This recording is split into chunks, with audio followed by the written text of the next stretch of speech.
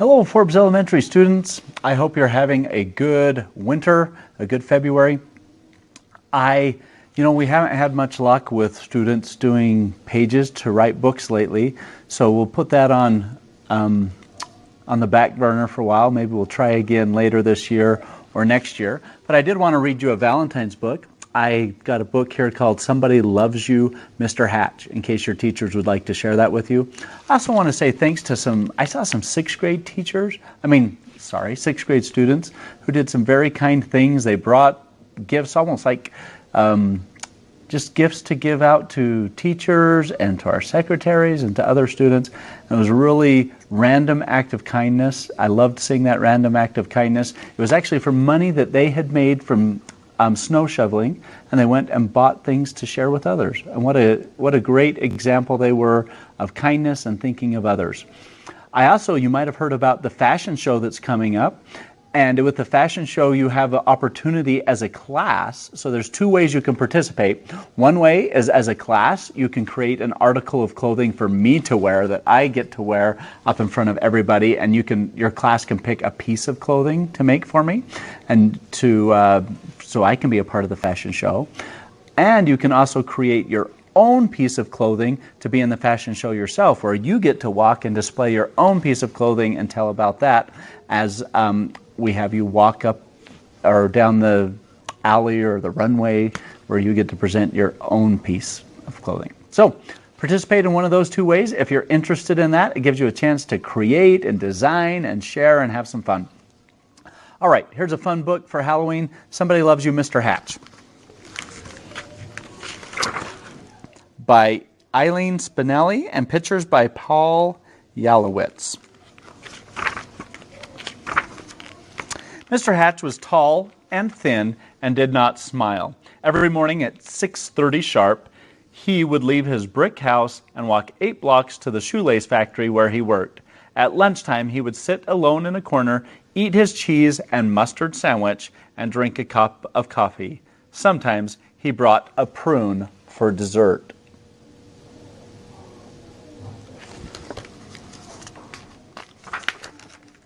At work, he would make 2 stops. After work, he would make 2 stops. At the newsstand to get the paper, and at the grocery store to buy a fresh turkey wing for his supper. After supper, he read the paper, took a shower, and went to bed early. He keeps to himself. That is what everyone said about Mr. Hatch.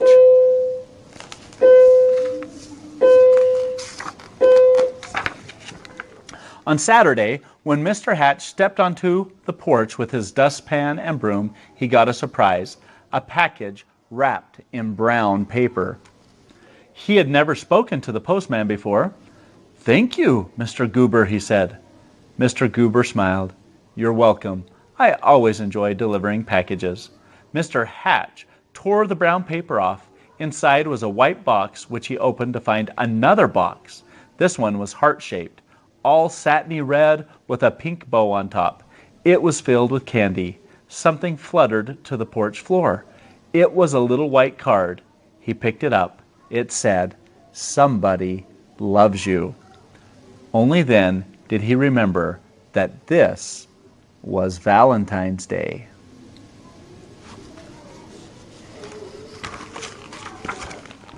Mr. Hatch wondered and wondered. Now who would send this to me? He was all alone. He had no friends, and yet someone had sent him a valentine. Who? He put the box on the coffee table and tried to do some dusting, but every time he left the room, he had to keep peeking to see if the box was still there. He dusted and dusted, and the dust cloth seemed to whisper, "Somebody loves you. Somebody loves you."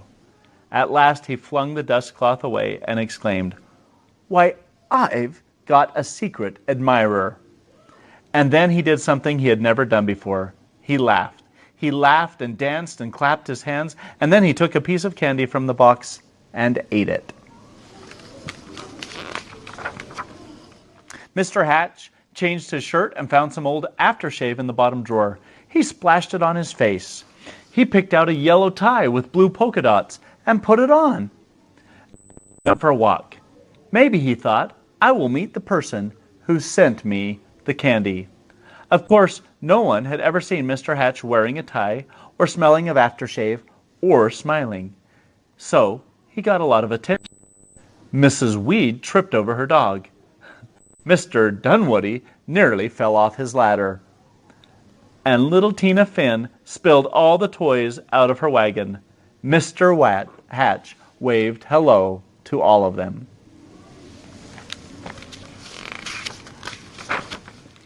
On Monday, it was back to work. At lunchtime, Mr. Hatch sat in the middle of the cafeteria. He spoke to everyone and passed out chocolates from his heart box. On the way home, as usual, he stopped at the newsstand. Mr. Smith handed him the usual newspaper. "I think I'll have a pack of mints," said Mr. Hatch. Not as usual. Mr. Smith was shocked. "Was that you speaking, Mr. Hatch?" "Indeed it was," said Mr. Hatch. "I said I would also like a pack of mints, and if you don't mind me saying so, Mr. Smith, you don't look very well today." Mr. Smith recovered from his shock to reply, "You're right. I don't feel very well. I have a cold. I was supposed to go to the doctor's this afternoon, but the stand has been so busy I haven't had time." Mr. Hatch smiled. "Why, I'd be happy to watch the stand for you while you go." Mr. Smith could hardly believe his ears. "You would?" "Certainly. Just show me what to do." And so Mr. Hatch ran the newsstand for an hour. He wondered if any of the women who stopped to buy a paper or a magazine or a candy bar had sent him the mysterious Valentine.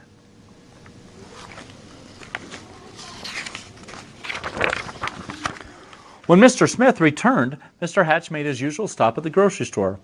"I'm a little tired of turkey wings," he told Todd. "I think I'll have a nice, fresh slice of ham." Mr. Todd weighed the meat and wrapped it. "You look worried," said Mr. Hatch. "I am," said Mr. Todd. "My little girl is late. She hasn't come home from school yet, and I can't leave the store to look for her until my wife arrives." "Goodness! Why didn't you say so?" said Mr. Hatch. "I will go look for her." And so he walked to school and found little Melanie Todd by the swings and brought her home. Thank you," said the grocer. "Any time," said Mr. Hatch.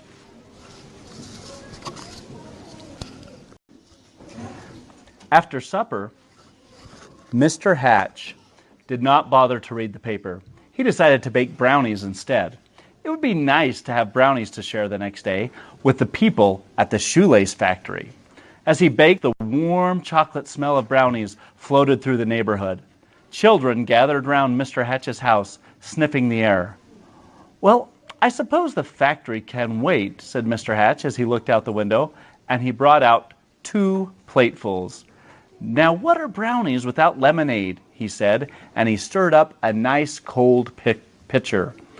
When the parents came to gather their children, they had some brownies too. It turned out to be a picnic in Mr. Hatch's backyard. He dusted off an old harmonica and played songs he remembered from his boyhood. Everyone danced. And so the days and weeks went by. When Mr. Hatch wasn't smiling, he was laughing. And when he wasn't laughing, he was helping someone. And when he wasn't helping someone, he was having a party in his yard or on his porch. He seemed to have forgotten about finding the person who sent him the Valentine. Then one afternoon, Mr. Goober, the postman, came to his door. His face was very serious. "Come in, Mr. Goober," said Mr. Hatch. "You look upset." "I am upset," he said. "I made a mistake some time ago. My supervisor is very angry with me. Do you... "Yes, Mr. Goober? What is it? Do you recall the package I delivered to you on Valentine's Day? I think it was..." "Yes, I believe so," replied Mr. Hatch, beginning to feel a little uneasy.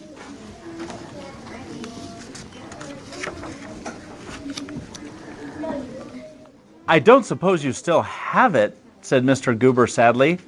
"As a matter of fact," said Mr. Hatch, "I still have the box. The candy is gone, though." "Why do you ask?" The postman took a deep breath. "I'm afraid I delivered it to the wrong address. It was supposed to go to another house." Mr. Hatch recalled tearing off the brown paper. It had never occurred to him to look at the address. he fetched the heart-shaped box and the pink bow and gave them to the postman. "I do hope your supervisor won't be too angry with you now." The postman was heading down the sidewalk when Mr. Hatch called from his porch. "Mr. Goober, I forgot something." He gave the postman the little white card.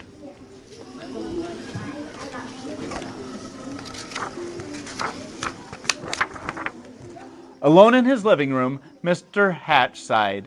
Nobody loved me after all. Then he read the paper, took his shower, and went to bed early. The next morning at 6:30 sharp, Mr. Hatch left his brick house and walked 8 blocks to the shoelace factory. At lunchtime, he sat in the corner by himself, ate his cheese and mustard sandwich, and drank a cup of coffee.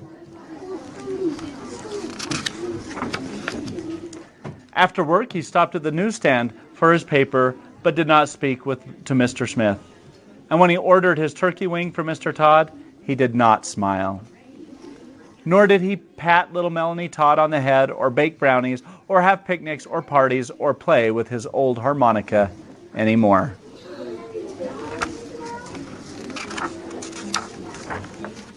Everyone whispered, "What's wrong with Mr. Hatch?" Mr. Goober, the postman, told them. "We love Mr. Hatch," insisted Mr. and Mrs. Dunwoody. "He gave us flowers for our garden. He helped to mend our back fence." Mrs. Weed nodded. "I love him too. He saved his bones for my dog Ruffy." Ruffy barked. She loved Mr. Hatch too.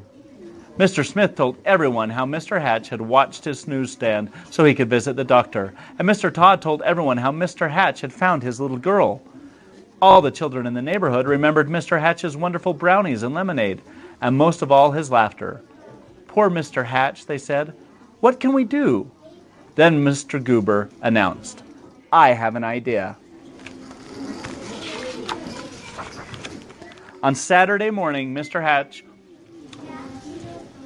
woke to a bright and sunny day. He put on his old overalls and went out to the porch with his dustpan and broom. He couldn't believe his eyes. All over the porch were red and white hearts and pink bows. There were boxes of candy on the chairs and yellow streamers flowing from the ceiling, and sticking up out of his mailbox was a shining silver harmonica. The front yard was filled with people, happy, smiling people. They were holding up a huge sign with hand-painted letters. "Everybody loves Mr. Hatch." Mr. Hatch dabbed at a tear with his handkerchief. "I do believe," he sniffed, "somebody loves me after all." And then he smiled, and then he laughed, and then he hurried down to be with his friends. Well, I hope you liked that great Valentine book called Somebody Loves You, Mr. Hatch. And I hope you know that there are lots of people at our school who love you and care about you too. We're so glad you're here. Have a great Valentine's week and day and a great February.